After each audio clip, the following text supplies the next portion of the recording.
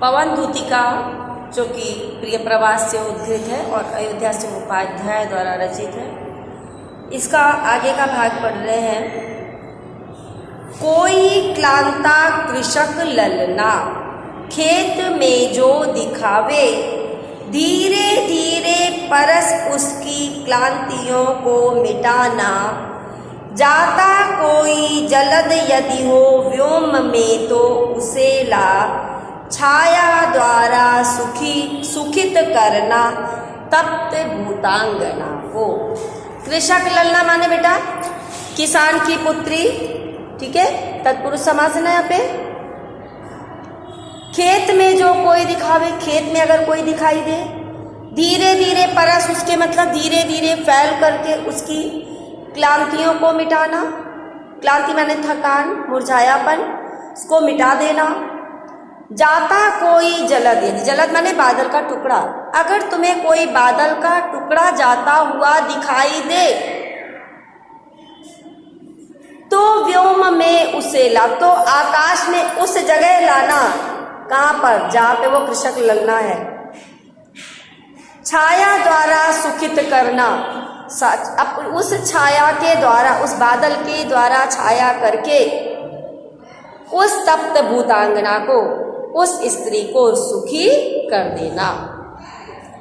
तो यहाँ पे क्या कह रहे हैं अयोध्या सिंह उपाध्याय जी कि हे पवन, यदि खेत पर कोई थकी हुई स्त्री दिखाई दे तो धीरे धीरे उसका स्पर्श करके उसकी संपूर्ण थकावट को दूर कर देना।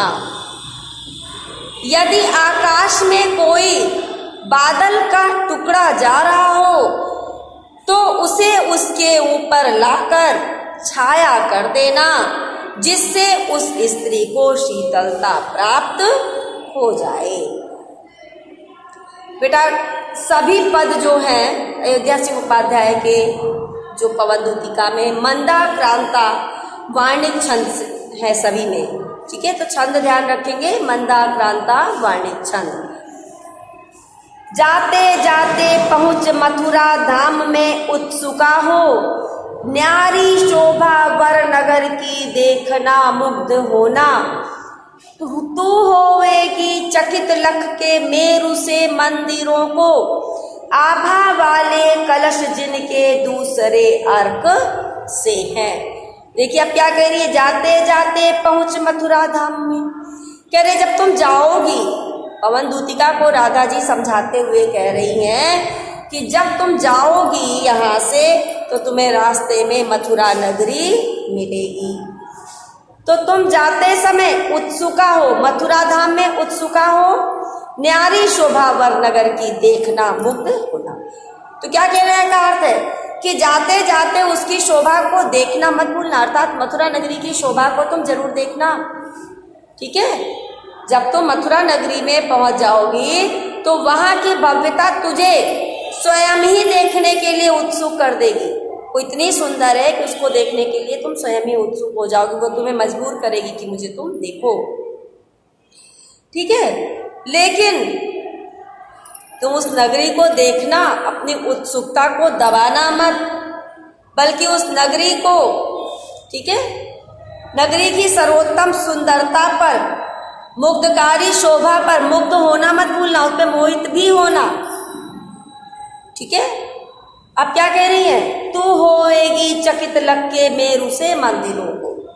हे पवन, तुम वहां पर सूर्य के समान चमकती हुई आभा वाले कलश जिनके दूसरे अर्क से, अर्क माने सूर्य होता बेटा, तो तू जब वहां सूर्य के समान चमकती आभा वाले कलशों से युक्त सुमेरु पर्वत जैसे विशाल और ऊंचे पर्वतों को देखेगी, तब तेरे आश्चर्य का ठिकाना न रहेगा। सूर्य के अर्क वाले बेटा देखिए, मंदिर के जो ऊपर का हिस्सा होता है वो गोल होता है, ठीक है ना, उल्टे घड़े के समान, और चूंकि सोने का बना है तो सूर्य के समान चमकदार है, ठीक है। तो क्या कह रही राधिका जी, अयोध्या सिंह उपाध्याय कहते हैं कि राधिका पवन दूतिका को समझाते हुए कहती है कि मार्ग में मथुरा नगरी भी पड़ेगी। तो जाते जाते उसकी शोभा को देखना मत भूलना। जब तुम मथुरा नगरी में पहुंच जाओगी तब वहाँ की भव्यता, वहाँ की सुंदरता तुम्हें स्वयं ही देखने के लिए उत्सुक बना देगी। ठीक है, जब तुम उस नगरी की सुंदरता को देखने के लिए अपनी उत्सुकता को दबाना मत। तुम उसको देखना, उससे मुग्ध भी होना, मुग्ध होना न भूलना, अर्थात मुग्ध भी होना। वहां पे जो दूसरे सूर्य के समान चमकती आभा वाले कलशों से युक्त सुमेरु पर्वत जैसे विशाल और ऊंचे पर्वतों को देखेगी तब तेरे आश्चर्य का ठिकाना न रहेगा। ठीक है, आगे क्या कह रही है? देखे पूजा समय मथुरा मंदिरों मध्य जाना। देखो हे दूतिका, तुम मथुरा में थोड़ा ठहरना और पूजा के समय वहां के मंदिरों में जाना। नाना वाद्यों मधुर स्वर की मुग्धता को बढ़ाना। वहां बजने वाले विभिन्न प्रकार के वाद्यों, नाना माने विभिन्न प्रकार के, वाद्यों माने जो बजाए जाते हैं, यंत्र, हारमोनियम, तबला, ढोलक आदि, वाद्यों की मधुरता को अपना स्वर प्रदान करके उनकी मधुरता को और अधिक बढ़ा देना।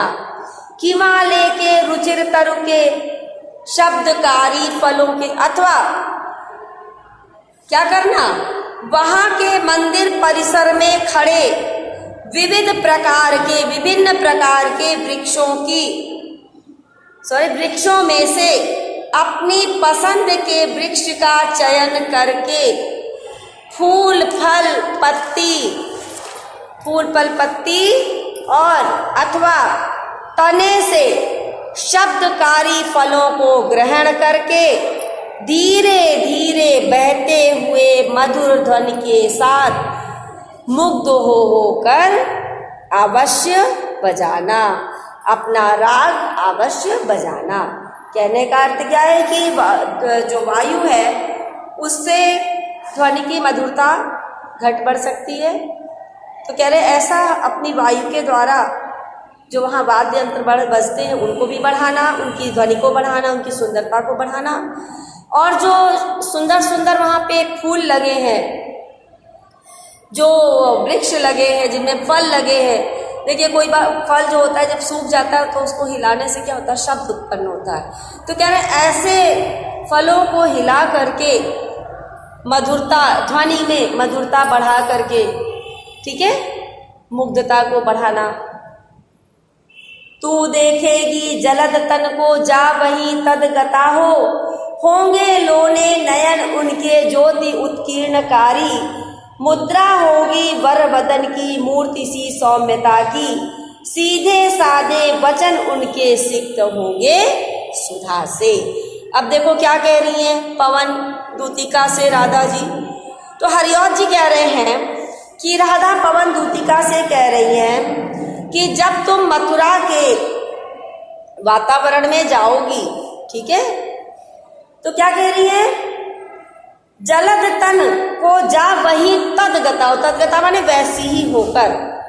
तो कह रही है पवन मथुरा के वातावरण में स्वयं को ढालकर, अर्थात स्वयं भी वैसी ही होकर तो बादलों के समान काले वर्ण वाले श्री कृष्ण को देखेगी। लोने होंगे नयन उनके ज्योति उत्कीर्णकारी, उनके सुंदर नेत्र तुझे प्रकाश बिखेरते हुए दिखाई देंगे, प्रकाश फैलाते हुए दिखाई देंगे। मुद्रा होगी वर बदन की मूर्ति सी सौम्यता की। तो कह रहे उनके श्रेष्ठ मुख की भाव भंगिमा तुझे किसी भव्य मूर्ति की सौम्य मुद्रा के समान दिखाई देगी। और कह रही है सीधे साधे वचन उनके सिद्ध होंगे सुधा से, और उनके जो सीधे साधे वचन होंगे, ठीक है, उनके वचनों को जब तुम सुनोगी, पवन दूतिका से कह रही जब तुम उनके वचनों को सुनोगी तो उनके वचन सीधे साधे प्रेम के अमृत से सींचे हुए लगेंगे। ऐसा लगेगा कि उनके वचनों से अमृत बरस रहा है। हे पवन, तो मथुरा के वातावरण की स्थिति में स्वयं को ढालकर, स्वयं भी वैसी ही होकर वहाँ के बादलों के समान वर्ण वाले श्री कृष्ण को देखोगी। उनके सुंदर नेत्र प्रकाश बिखेरते हुए दिखाई देंगे। उनके श्रेष्ठ मुख की भाव भंगिमा तुझे किसी भव्य मूर्ति की सौम्य मुख मुद्रा के समान दिखाई देगी। और जब तू उनके वचनों को सुनेगी तो उनके सीधे व सादे वचन तुझे प्रेम के अमृत से सिक्त दिखाई देंगे, सुनाई देंगे, या ऐसा लगेगा कि प्रेम के अमृत से भीगे हुए वचन हैं।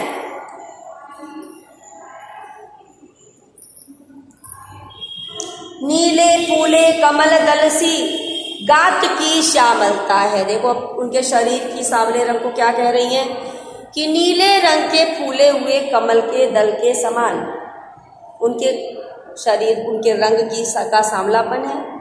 पीला प्यारा वसन कटी में पहनते हैं फबीला, और वह अपने कमर में, अपने कटी में पीले रंग का सुंदर वस्त्र पहनते हैं जो उनके ऊपर बहुत सुंदर लगता है। छोटी काली अलग मुख की कांति को है बढ़ाती, और उनके बालों की जो एक लट छूट करके उनके मुख पर लटकती रहती है वो उनके मुख की कांति को और अधिक बढ़ा देती है। सदवस्त्रों से में नवल तन की फूटती सी प्रभा है, और सुंदर वस्त्रों में उनके नए शरीर की, उनके कांतिकारी कांति से युक्त शरीर की प्रभा आभा दिखाई देती है। तो राधा पवन दूतिका से श्री कृष्ण की पहचान बताते हुए क्या कह रही है कि नीले खिले हुए कमल पुष्पों के समूह की श्यामलता अर्थात नीले रंग के समान उनके शरीर की सांवली छवि है। ऐसे काले श्यामले वर्ण वाले श्री कृष्ण को तू देखेगी जैसे नीले कमल पुष्पों के समूह में श्यामलता सुंदर लगती, वैसे ही उनका भी, उनके शरीर का भी सांवलापन सुंदर लगता है। श्री कृष्ण अपने शरीर पर, अपने कटी पर, अपनी कमर पर पीले रंग का आकर्षक सुंदर वस्त्र धारण किए हैं। उनके माथे पर लटकती हुई बालों की लट उनके मुख की शोभा में वृद्धि करती है। उनके सुंदर वस्त्रों से उनके रमणीय शरीर की कांति फैलकर वहां के वातावरण को मनोहर बनाती है। अब बेटा यहाँ पर भी भाषा देखिए, पूरे पदों में खड़ी बोली है, प्रबंधात्मक शैली है, उपमा एवं अनुप्रास अलंकार है, संपूर्ण पदों में विप्रलंब श्रृंगार है, रस आपका छंद मंदाक्रांता वार्णिक छंद है, गुण प्रसाद है, शब्द शक्ति अभिधा है। अब बेटा इससे संबंधित हम एक दो एक्सरसाइज भी करेंगे। जो प्यारे से लेकर के बोलती है, ठीक है। तो बेटा शीर्षक का नाम और लेखक का नाम, शीर्षक का नाम पवन दूतिका है जो कि प्रिय प्रवास से उत्कृत है, और लेखक का नाम है अयोध्या सिंह उपाध्याय हरिऔध। राधा अपने नेत्रों को आंसुओं में क्यों डुबाए रहती है? तो इसका उत्तर है बेटा, राधा श्री कृष्ण के वियोग में विरह का अनुभव करने के कारण अपनी आंखों को आंसुओं में डुबोए रहती हैं। कवि ने